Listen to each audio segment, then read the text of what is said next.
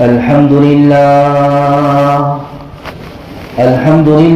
نحمده ونستعينه ونستغفره ونؤمن به ونتوكل عليه ونعوذ بالله من شرور أنفسنا ومن سيئات أعمالنا من يهده الله فلا مضل له ومن يضلله فلا هادي له ونشهد أن لا إله إلا الله وحده لا شريك له ونشهد أن سيدنا وسندنا ونبينا ومولانا محمدا عبده ورسوله قال الله تبارك وتعالى في القرآن المجيد والفرقان الحميد فأعوذ بالله من الشيطان الرجيم بسم الله الرحمن الرحيم كل من عليها فان ويبقى وجه ربك ذو الجلال والإكرام فبأي آلاء ربكما تكذبان قال الله تبارك وتعالى في موضع آخر قل اللهم مالك الملك تؤتي الملك من تشاء وتنزع الملك ممن تشاء وتعز من تشاء وتذل من تشاء إنك على بيدك الخير إنك على كل شيء قدير وقال النبي صلى الله عليه وسلم اتقوا دعوة المظلوم وإن كان كافرا أو كما قال عليه الصلاة والسلام اللهم صل على سيدنا محمد وعلى آل سيدنا محمد وبارك وسلم اللهم صل على سيدنا محمد وعلى آل سيدنا محمد وبارك وسلم اللهم صل على سيدنا محمد وعلى آل سيدنا محمد وبارك وسلم. جب ہم بدل جائیں گے تو حالات بدل جائیں گے. جب ہم بدل گئے تو سمجھو حالات بدل گئے. حالات جو بدلتے ہیں میرے عزیزوں وہ اعمال سے بدلتے ہیں. کس چیز سے؟ اعمال سے. اعمال صحابہ اگر ہمارے بن گئے, صحابہ والے اعمال اگر ہم کرنے والے بن گئے تو سمجھو یہ حالات ہے نا بدل جائیں گے. کیونکہ ہم دیکھ رہے ہیں آج کے جو حالات ہیں وہ کتنے زبردست حالات ہیں کہ جن کو ہے نا یہاں سے مکمل طریقے سے بیان نہیں کیا جا سکتا. صرف اشارہ کافی ہے. ایک ہلچل سی مچی ہوئی ہے, ایک یہ سمجھو پورے ملک میں ہلچل سی مچی ہوئی ہے. یہ حالات اگر بدلنا ہو تو اعمال بدلنا پڑیں گے, اعمال صحابہ کرنا پڑیں گے, ورنہ صرف میں زبان سے کہتا رہوں, آپ بھی صرف سنتے رہیں اور میں بھی عمل نہ کروں اور آپ بھی عمل نہ کریں تو میرے عزیزوں حالات نہیں بدل سکتے. حالات کے تبدیل کے لیے, حالات کی تبدیلی کے لیے ہم کو اعمال بدلنا پڑیں گے. یعنی اعمال صحابہ کرنا پڑیں گے, ہم کو شریعت پر آنا پڑے گا, ہم کو سیرت صحابہ پر آنا پڑے گا, ہم کو دین سمجھنا پڑے گا, دین والی قربانی سمجھنی پڑے گی. جس کے بعد اللہ رب العزت کا اعلان ہے کہ دیکھیے یہ پوری جو کائنات ہے, یہ پوری جو دنیا ہے, یہ تمام کی تمام دنیا جو ہے فنا ہونے والی ہے. جیسا کہ میں نے آپ کو خطبہ کے اندر جو آیت کریمہ پڑھ کے بتائی, اس کا مطلب یہی ہے کہ جتنی یہ کائنات ہے, جتنی بڑی یہ کائنات ہے, دنیا ہے, تمام کو فنا ہونے والا ہے, تمام فنا ہونے والی ہے, تمام یہ کائنات بکھر جائے گی. اللہ رب العزت اس کو ریزہ ریزہ کر دے گا. کل من علیہا فان, ہر چیز کو فنا ہونا ہے. وَيَبْقَى وَجْهُ رَبِّكَ ذُو الْجَلَالِ وَالْإِكْرَامِ. اگر کوئی ذات اگر باقی رہے گی تو وہ اللہ رب العزت کی ذات باقی رہے گی. سب کو فنا فی اللہ ہونا ہے, سب کو ختم ہونا ہے. کل نفس ذائقۃ الموت, ہر جاندار کو بھی موت کا مزہ چکھنا ہے. اذا الشمس كورت, فرمایا کہ سورج کو بھی موت آنا ہے. اذا السماء انفطرت, آسمانوں کو بھی موت آنا ہے. ہر چیز کو موت آنا ہے, صرف اور صرف اللہ کی ذات باقی رہے گی. آج کے یہ ظالم حکمراں چاہے وہ کسی بھی ملک کے ہوں, کتنا ظلم کریں گے میرے عزیزوں. یہ ظلم تو یوں سمجھو ہمارے اعمال کی کرتوت کی وجہ سے. میں نے کہا نا شروع میں, سب سے اسٹارٹنگ میں بات یہی کی میں نے کہ اگر ہم بدل گئے تو حالات بدل جائیں گے. ہم نے اگر اپنے اعمال بدل لیے, اعمال صحابہ اگر کر لیے, تو سمجھو یہ حالات جو ہے بدل جائیں گے. یہ ملک بدل جائے گا. اس ملک میں بالکل انصاف پیدا ہو جائے گا, عدل و انصاف قائم ہو جائے گا. دین کے چرچے ہوں گے, دین کا بول بالا ہوگا, کفر کا منہ کالا ہوگا. اسی لیے قرآن کریم کی جو آیت میں نے دوسری پڑھی اس میں یہی کہا گیا, قُلِ اللَّهُمَّ مَالِكَ الْمُلْكِ تُؤْتِي الْمُلْكَ مَن تَشَاءُ وَتَنزِعُ الْمُلْكَ مِمَّن تَشَاءُ وَتُعِزُّ مَن تَشَاءُ وَتُذِلُّ مَن تَشَاءُ بِيَدِكَ الْخَيْرُ إِنَّكَ عَلَى كُلِّ شَيْءٍ قَدِيرٌ. اللہ رب العزت نے اپنے نبی سے فرمایا, اے نبی کہہ دو کہ جتنی جو بادشاہت ہے تمام کی تمام بادشاہت اللہ کی ہے. یہ ملک اللہ کا, یہ بادشاہت اللہ کی. اور آگے ارشاد فرمایا, وہ جس کو چاہتا ہے ملک عطا کرتا ہے, بادشاہ عطا کرتا ہے. وہ جس کو چاہتا ہے بادشاہ سے ہٹا دیتا ہے, بادشاہ چھین لیتا ہے. وہ جس کو چاہتا ہے گدی پر بٹھا دیتا ہے, اور جس کو چاہتا ہے جوتے پڑواتا ہے. جس کو چاہے وہ ذلیل کرے, جس کو چاہے وہ عزت دے, جس کو چاہے وہ ختم کرے, جس کو چاہے وہ فلا فلا کرے.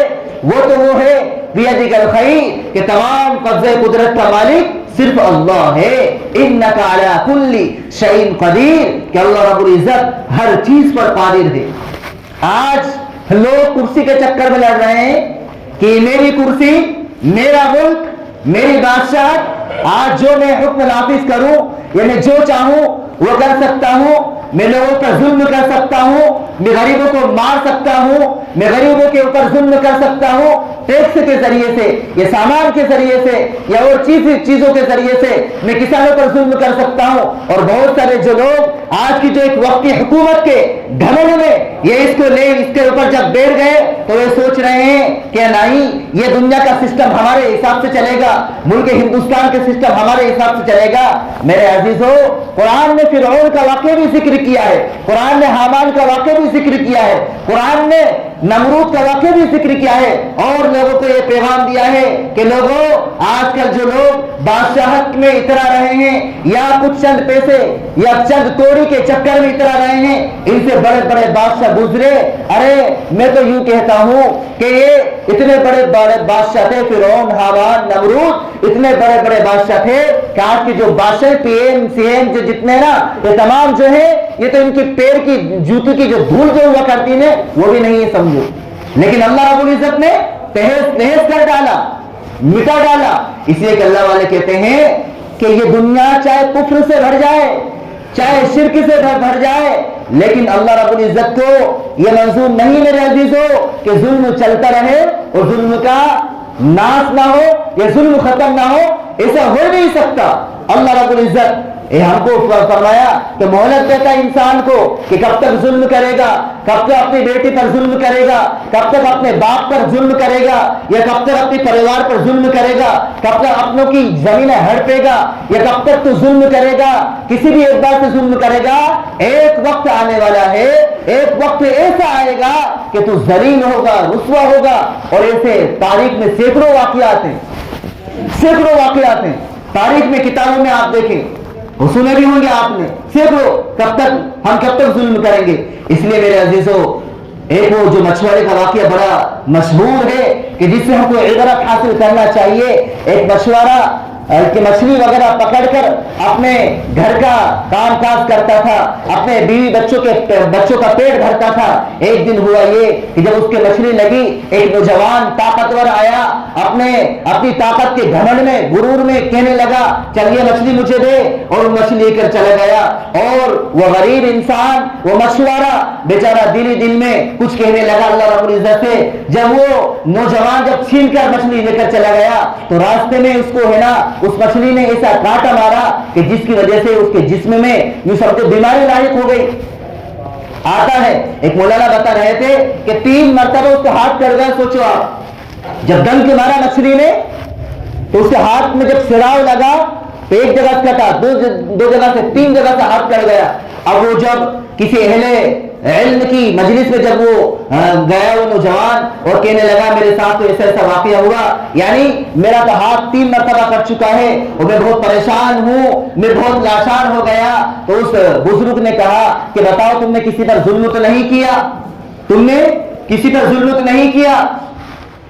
تو کہنے لگا میں نے کسی پر ظلم نہیں کیا، ہر البتہ ایک بات ضرور ہے کہ ایک وقت تھا کہ ایک وقت میں نے کسی مشورے پر ظلم یہ کیا تھا کہ اسے زبردستی اپنے طاقت کے بلبوتے پر مچھلی چھڑا لی تھی اور میں اپنے گھر پر لے کر چلا گیا تھا۔ اس بزرگ نے کہا کہ جاؤ تم اس کو ڈھونڈو، اس کو تم ڈھونڈو اور اس سے معافی تلافی کرو۔ اگر تم نے اس سے معافی تلافی نہیں کی تو سمجھے تم برباد ہو جاؤ گے۔ وہ طاقتور نوجوان ڈھونڈنے لگا اور جب وہ پہنچا اس مشورے کے پاس اور کہنے لگا اے مشورے آخر کیا بات ہے؟ تم سے میں معافی چاہتا ہوں، معافی تلافی کرتا ہوں، تم نے مجھے ایسی بددعا دی ہے کہ میں برباد ہو گیا، میرا ہاتھ 3 جگہ سے کٹ چکا ہے، اب میں تم سے معافی تلافی کرتا ہوں کہ مجھے تم معاف کر دو۔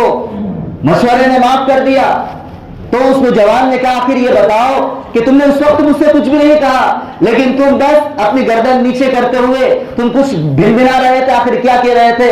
اس مشورے نے کہا کہ میں نے اللہ رب العزت سے یہ الفاظ کہے تھے اے اللہ اس نوجوان نے اپنے طاقت کے گھمنڈ اور غرور میں پاور دکھایا اور مجھ سے مچھلیاں چھین لی، اے اللہ تو بھی اس کے اوپر پاور دکھا دے۔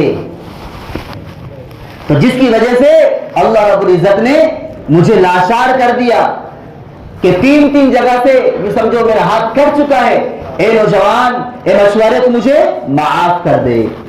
تو ظلم میرے عزیزوں کب تک چلتا ہے؟ ظلم اسی لیے حدیث شریف میں کہا گیا اتقوا دعوت المظلوم، اتقوا دعوت المظلوم، لوگوں تم مظلوم کی بددعا سے بچو، وَإِن كَانَ كَافِرًا، چاہے وہ کافر ہی کیوں نہ ہو۔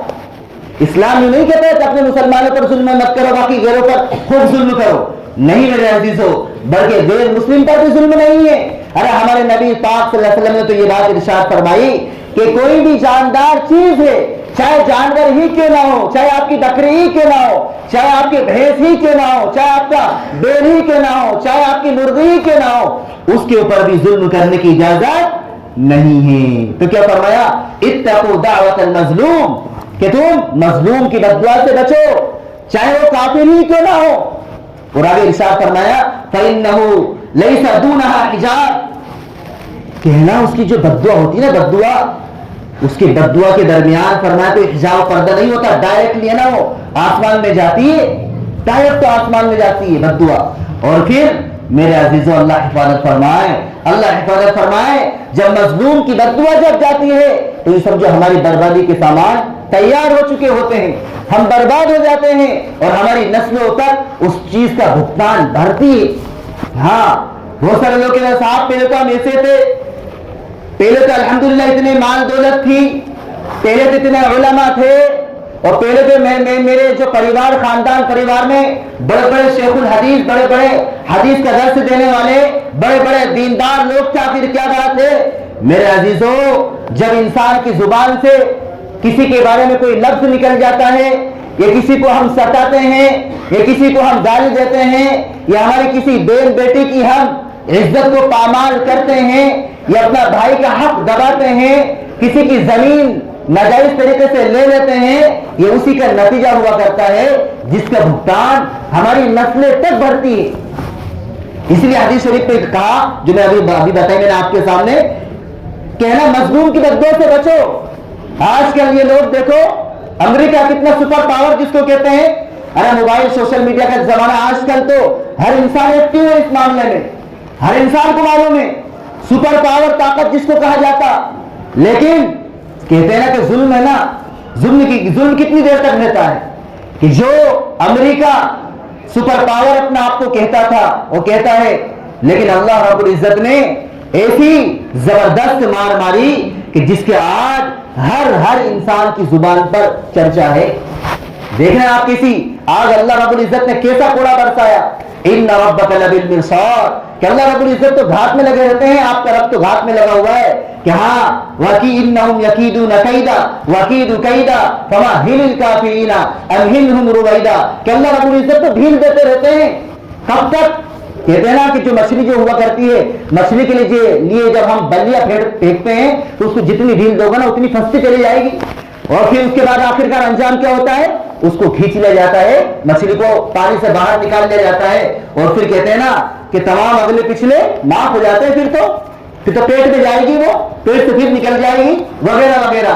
تو میرے عزیزو، آج کا ہمارا جو پیغام ہے، آج کا ہمارا سبق ہے وہ یہی ہے، آپ تمام لوگ یہ تہیہ کریں، یہ عزم کریں کہ انشاءاللہ ہم بدلیں گے، ان اللہ لا یغیر ما بقوم حتی یغیروا ما بانفسہم۔ قرآن کریم میں بھی اللہ رب العزت نے ارشاد فرمایا کہ ہے نا انسان اگر خود نہ بدلنا چاہے تو اللہ کو کیا پڑے تو اس کو بدلے۔